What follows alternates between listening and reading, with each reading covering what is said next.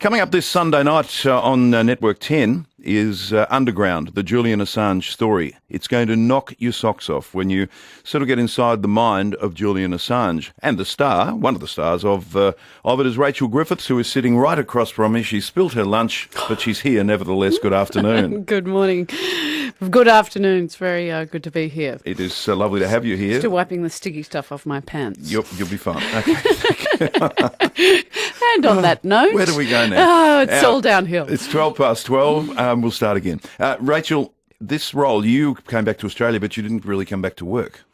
Well, I came back to work, but not as hard. It's kind of a little bit myth that I've come back for an early retirement. But yes, I was trying to get my weeks down from, 60, 70 for 9 months of the year to just projects. I've been playing one role for 5 years pretty much.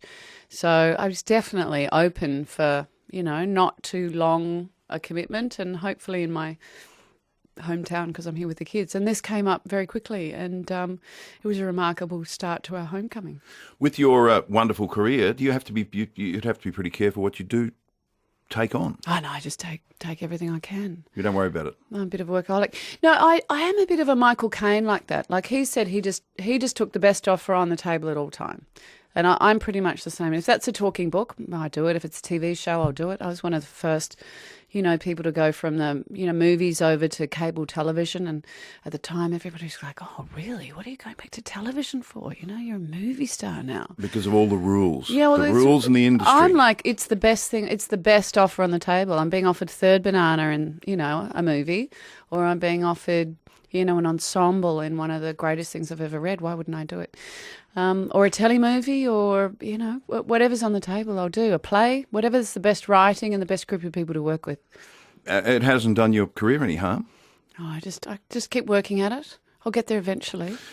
This character, Christine Assange, fascinating that Julian Assange is, as people will learn with, I don't know how much I can give away here, but it's her life and his life with her that sort of helps him escape jail and when he finally gets caught up with in the show. Yes, well, the great thing about this show is because biographies, people have these very interesting lives, and, somebody will tell you about a biography they're reading and they go, oh, I didn't make the most amazing movie. And you go, no, it'll make a really good biography. It's not going to make a great movie. You can't squeeze that into an hour and a half and, get all the interesting bits. But this is just one of those slice of a moment, and it's Melbourne in the 80s with the young Julian Assange at 17 and Christine, his mother, who still is involved in, anti-American military, protesting outside the American embassy. She's traditional old school, she's not a radical. She's very much a woman of her generation who is a left-leaning, young person trying to stop the Vietnam War. There were hundreds of thousands of them, if not millions, all over the world. But we also learn, which I think a lot of people don't know, Julian went to 16 or 17 schools over the course of his life, which I think explains a lot about his lack of affiliation to any institution. Because Christine was on the run, trying to keep away from an ex. From an ex. Who was involved in some quite well-known cult. The family, and Julian's stepbrother was his son. So there was always this, if Julian Assange has a paranoia that to us seems paranoid, when you watch this on Sunday night, you'll kind of see that its roots were, very much in a practical and a real adaptive place. But here he is with his mates in this game of see who can hack into systems. Did you know Melbourne was one of the hacking capitals of the world in the 80s? I know now. Yeah, neither did I. Didn't either. It's fascinating to think, there we are under the world, and, you think of Silicon Valley or, Germany and Munich, but here in Melbourne, it's before the World Wide Web, which I don't really understand, but, they're not Googling in CIA and then entering their worm app. They are going through at 17, they figured out how to use their commander computers to get into telephone systems, to get inside computers in foreign military. And inside the computers, even in one area of the electricity grid. Which is a great scene. Great scene. I don't want to give that away. Movie. But it says also a lot about, I think, Julian enjoying his early power, or discovering the power that technology can give just anybody who can access it. See, the ability to shut down half of Melbourne. Yes, and in a sense, he ended up protesting as his mother did, but in a totally different way. That's exactly right. And this moment in time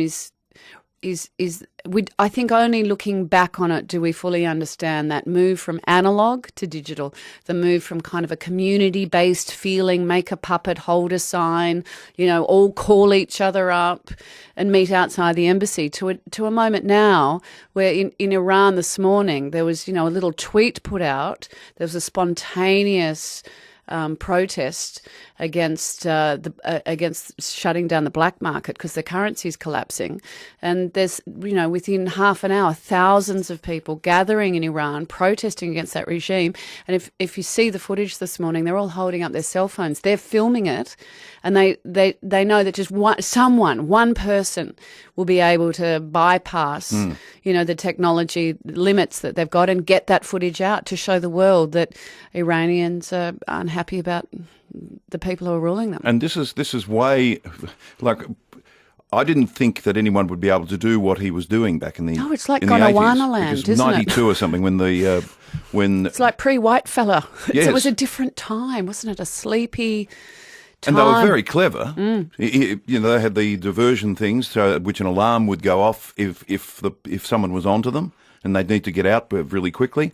But fascinating, and this competition, and then suddenly they're into overseas and American intelligence, and that's. But he didn't seem to be able to stop.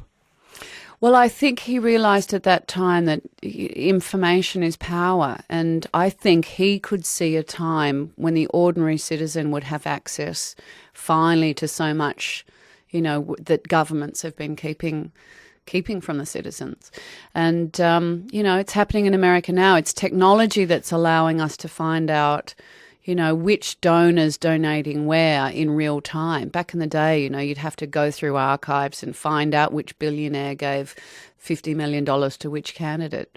Whereas, now all that information, you can find out who's donated what, when and where, and which corporation may have paid which small-time politician in X amount. And you can say, hey, that's funny you should take that position because just last week you received a check from X Corp, and that seems to be a little bit of a conflict of interest.